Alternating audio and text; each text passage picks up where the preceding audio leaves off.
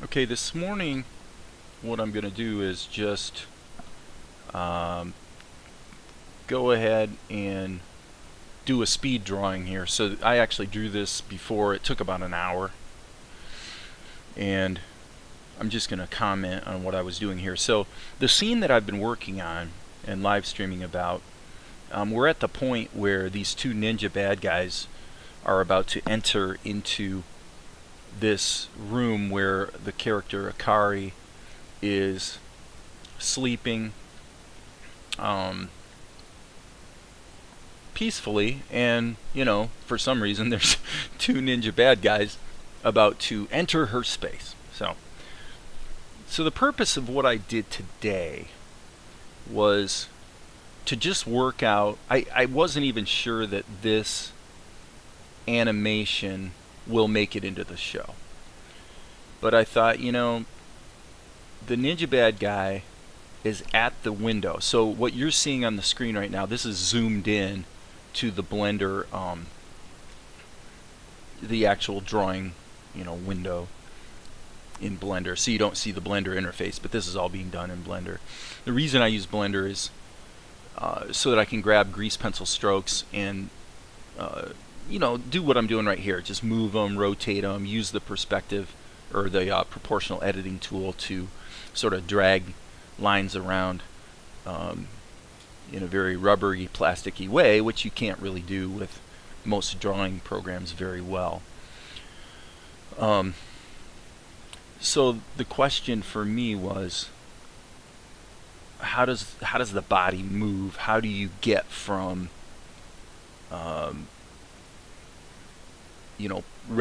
putting your fingers over the edge of this lip of this window? And remember, this window isn't like a window in your house. It's not 2 feet up from the floor. It's flush with the floor. So when they hit the edge of the window, they're at the floor. So now what he has to do, and his partner has to do as well, is they've got to get themselves up and into the room. There I am saving my work. So this was just an animation exercise. Keep in mind, I've really only been animating for about a month. Most of the animation I've ever done has been on this project. So I did a little CGI back in the early 2000s, but and I've always been a cartoonist to some degree. But so as I'm drawing this, what I'm trying to figure out is, how does his weight shift? If he has to take, what he's doing right here is he's shifting his elbows over to get his weight to where he needs it to be so that he can prop himself up on his hands and get into the room. And then obviously his partner has to come in behind him as well.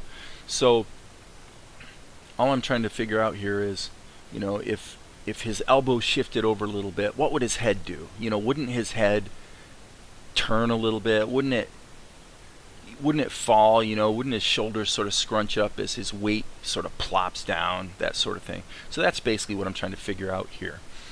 And I'm pretty happy with the fact that the whole process only took an hour. So as those of you who have been following my channel know, I'm always thinking about the economies of this. It actually became a bit of a discussion yesterday when I was live streaming about the fact that I don't think an anime should cost $1 million to produce. And I'm not saying that they all do or that they all claim that they do, but I have heard that they do from guys that are in that business. And setting aside the fact that there's a lot of overhead, actually. A Japanese studio, the one I'm most familiar with is probably Trigger, the guys that did Kill la Kill. I like their work, although the aesthetic of what they tend to do, being Witch Academia, Kill la Kill, and Gurren Lagann, stylistically isn't really quite what we're looking for on this show, but I do really like their work. And what is Yo's last name? Yo Yashari, or I should look it up and get it correct.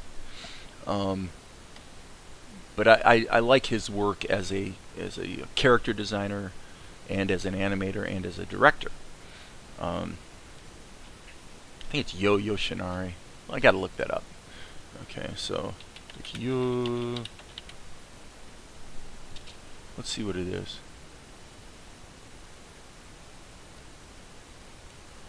I'm thinking it's spelled U.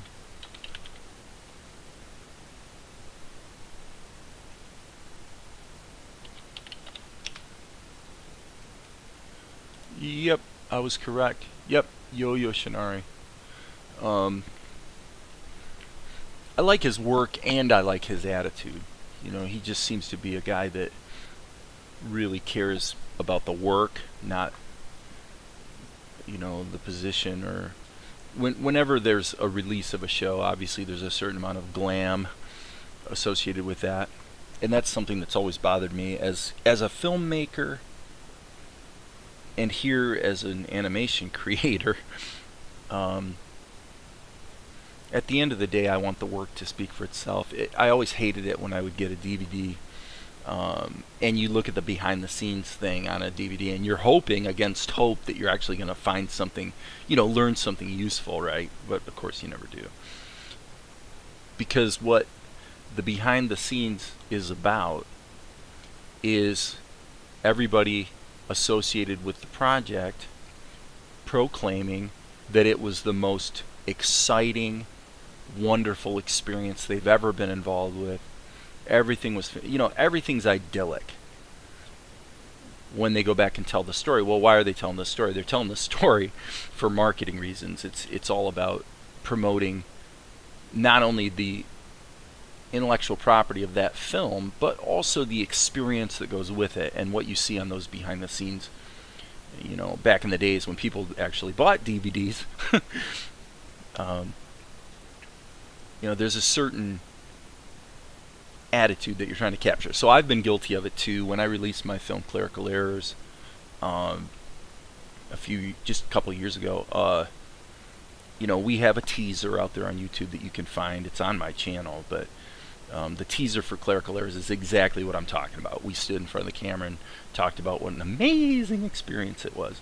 Well, the truth is, it was an amazing experience in the sense that most of that movie was created just me and the guy who played the lead.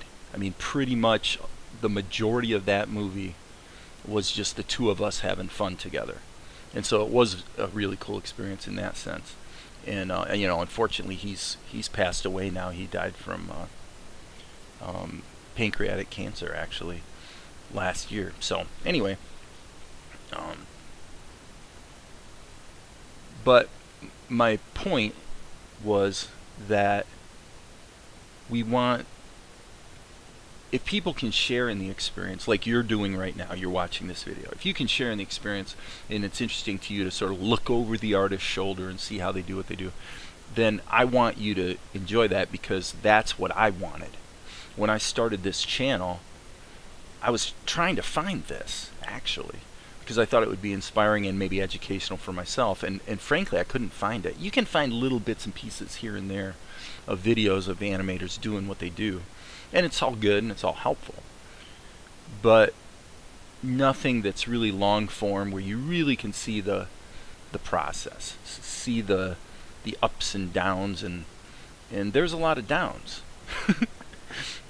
Creating this anime so far, the hardest part about it has been dealing with stability in software, you know, and I've talked about that a lot. The main culprits in terms of stability have been Krita, and OpenTunes has become the main tool. Although I'm still doing my my pencil tests, and sort of like I'm doing here in this video, mapping out the action. I'm using the Blender grease pencil just because I like the way the grease pencil strokes can sort of be treated almost like vectors. You can bend them and squish them and drag them around, and it just does save time. As you can see, the whole process is really pretty fast, and you can dial in the animation and fine-tune it by just dragging some points around. And so, oops, sorry, I bumped my microphone. So right now, this video is getting close, and we're about 2/3 of the way through. So getting back to the purpose here, you know, the idea as animators, we want to be thinking about how things move and weight. We want to think about volume. I don't want to be overly fixated on those things, especially. And by the way, what I did here was I decided because he's going to push himself up so his elbows are locked. So the camera's going to have to pan upwards probably. But I thought, well, why not just pull out. I'm not going to do the camera move in Blender anyway. So, and the perspective grid, I would have had to jump through some hoops by parenting the grease pencil layers to an empty and moving things around and yada yada yada in order for the native Blender grid to show me correct perspective. So what I did was I just left the grid turned off and then drew in my own grid on a separate layer and then just locked it so I don't accidentally erase the strokes.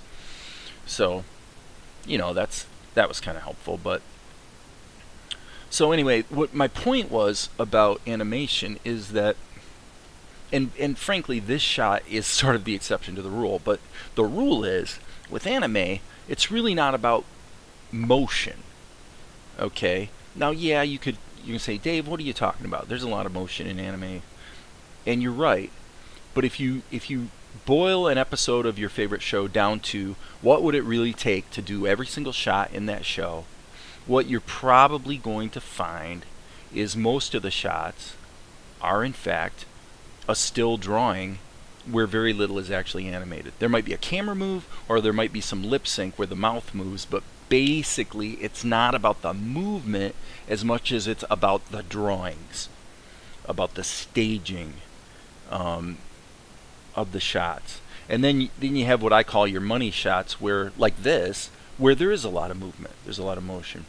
And so for those shots, you give it a little more attention and resources in order to portray the motion, you know, in a convincing and satisfactory way. But for the most part, it's really about the pictures. And that's one thing that's cool about anime. I mean, you think of it, if you go back in history, the reason for the aesthetic that sort of defines anime was economical. It costs too much to do Disney-style animation where you're literally drawing every frame. So how do we cut costs? Well, what if we have a still frame with really nice layers of, you know, maybe light glowing and gradients and things that really make the art pop, but then just do a camera move. The camera either pans or zooms in a little bit. Okay, so now we only had to draw and paint and ink one picture. And you get a 5-second shot out of that one picture, let's say. Well, if you were doing Disney-style animation, you got to do 24 frames for every one of those 5 seconds. So that's 120 drawings. Now, in practice, do they really do everything on ones? No. But if you did it on twos, that's still 60 drawings, right? So that's pretty much what I did here. The way I had it set up in Blender, I set Blender at 12 frames a second, so that instead of 24, so that I could just do adjacent keyframes. You know, just, you know, hit the right arrow button to go one frame ahead and draw the next keyframe. So then if I want to, I could take this image sequence, spit it out, bring it into whatever, either Krita or OpenTunes. I could do the ink in Blender, but I'm sure I won't. I'm sort of leaning against using Blender for ink for reasons I won't get into right now. You certainly could use the grease pencil for your inking. I mean, honestly, you could use it for your paint too, but you're going to be dealing with, you know, grease pencil objects, you know, blocks of color. So you're not thinking so much in terms of shapes as much as you're thinking in terms of objects in Blender. And I just don't, I'm not a super big fan of that way of working when it comes to animation. I actually thought in the past that I would be. See, so here's where you see the benefit of Blender. I actually just took his head with the proportional editing tool and dragged it upward. And now, of course, here you can see there's some fixes. But getting the the motion of what he has to do blocked in was really, really fast.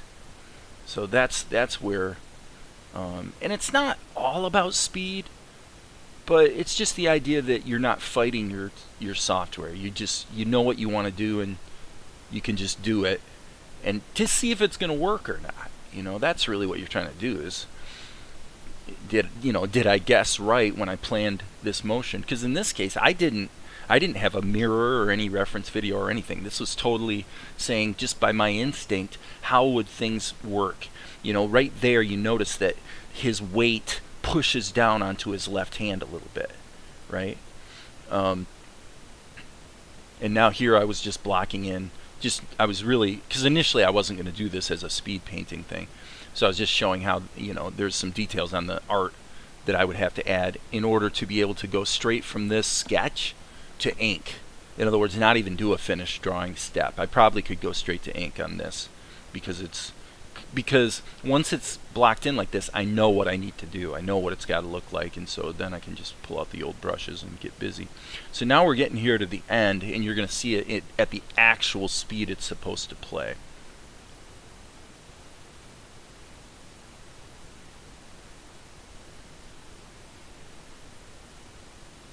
Yeah, not too bad. I was pretty happy with it. So anyway, that's it for today, and I'm sure I'll be live streaming again very, very soon.